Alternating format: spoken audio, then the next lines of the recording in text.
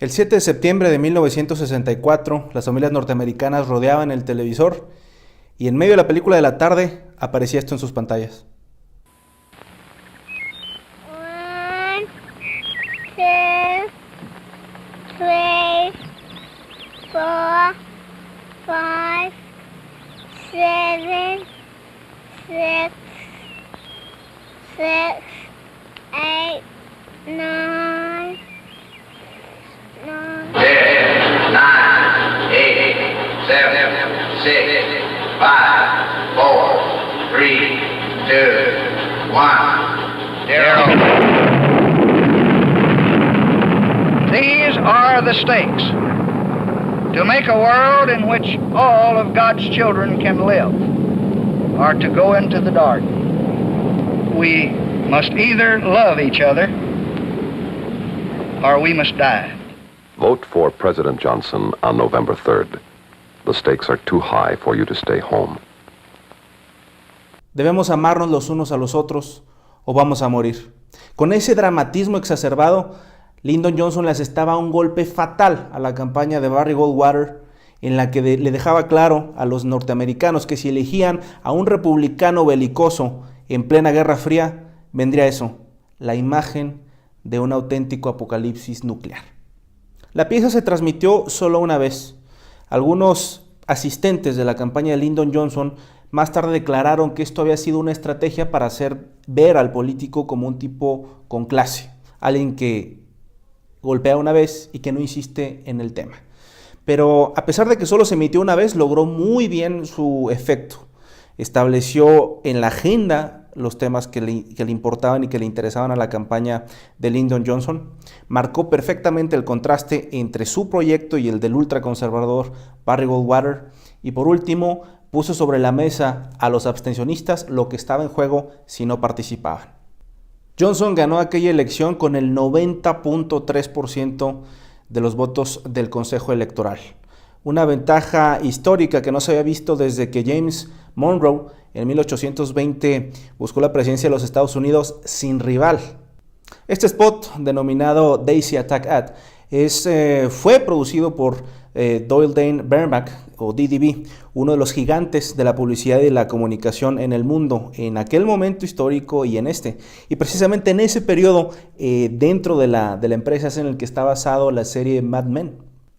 La relevancia histórica de este spot es que inaugura una de las tradiciones en la comunicación política moderna, la de las campañas negativas, las campañas de contraste, las campañas de ataque para ganarle terreno al rival. Casi todas las campañas en nuestro país hoy en día caen en la tentación de hacer una campaña negativa, de atacar al rival, como si eso fuera una parte natural y obvia de las campañas políticas, y no es así. Toda campaña debe plantearse la pregunta clave: ¿cuándo lanzar una campaña negativa? Esa es una decisión estratégica que no se puede tomar a la ligera porque sus resultados pueden ser contraproducentes, pueden afectar al propio proyecto que tratan de blindar a través de una campaña negativa. La comunicación política y la campaña en general deben buscar construir una marca alrededor del candidato, una imagen positiva que penetre en el ideario público. Pero si caemos en los ataques, particularmente en un ámbito político como el de nuestro país, donde la gente está cansada de las campañas negativas, de los ataques, de los spots escandalosos, etc., lo que podemos obtener como resultado es que la gente nos vuelva la espalda, nos ignore, y de ese camino ya no hay vuelta atrás. No obstante, hay ocasiones en las cuales nuestro candidato ya no tiene un margen para crecer y vemos a nuestro rival acercándose peligrosamente de manera sostenida o simplemente ya nos ha rebasado y se ha mantenido durante algún tiempo en ese lugar. En esas condiciones es muy probable que una campaña negativa nos pueda ayudar a diluir un poco del voto blando que lo sostiene y que le da la ventaja sobre nosotros. Para armar esa campaña negativa hay que hacerse 3 preguntas esenciales. La primera es: ¿a quién se pretende sembrar dudas con respecto del candidato? En el video anterior platicamos de la estrategia y de lo importante que era tener un target bien definido. En esta campaña es igual de importante, aunque sea una campaña táctica específica para diluir el voto. ¿Quién podemos convencer en esa campaña? ¿A quién podemos poner a dudar con respecto de quién parece ser el candidato que va a elegir? Hay que tener muy claro a quién le queremos hablar para lograr el mayor efecto. No podemos hacer una campaña en la cual ataquemos por todos los frentes.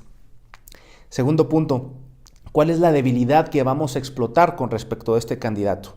Es muy importante tener clara esta parte, porque si hacemos un cuestionamiento que no se nos puede revertir o que se nos puede hacer a nosotros mismos, es una campaña negativa que puede tener efectos negativos, sí, para el otro candidato, pero también para la campaña para la que estamos trabajando. Un principio estratégico de toda la campaña de comunicación es dirigir nuestras fortalezas a la mayor debilidad del otro candidato. Entonces, si tenemos un candidato que tiene un estatus moral elevado, que es bien reconocido, que es apreciado por la sociedad, y tenemos un candidato oscuro al frente, como nuestro rival, eso es un eje muy obvio para atacarlo. Si tenemos un candidato experimentado contra un rival joven, bueno, podemos exhibir esa parte de ese candidato. Si tengo un empresario exitoso como candidato y al frente tengo un político que se ha pasado toda su vida viviendo del erario, bueno, ahí hay otra ruta. Lo importante es tener claro cuál es el sentido de ese ataque, por dónde vamos a pegar. Y tercero, ¿quién va a ser el vocero de esta campaña?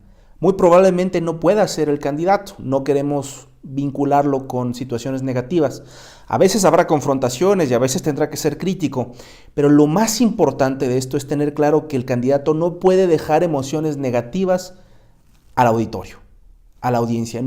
Si el candidato de alguna u otra manera en la gente deja la idea de que es quejumbroso, de que nada le gusta, de que es agresivo, va a tener dividendos negativos.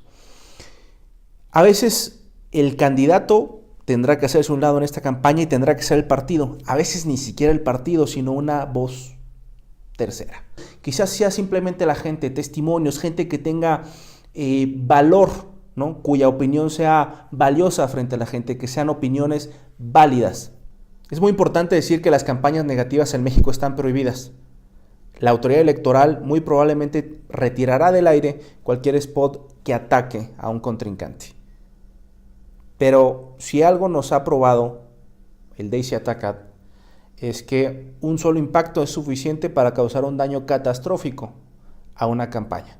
También es importante decir que las redes sociales no están legisladas y que si bien hay que intentar seguir el espíritu de la ley también en ese espacio, lo cierto es que son un excelente medio para hacer campañas de contraste. No hay estrategias prefabricadas, no hay triquiñuelas que puedan funcionar en todos los espacios. Y no hay nada como una buena estrategia de comunicación para ser efectivos en todos los canales que tenemos a nuestra disposición durante el proceso electoral.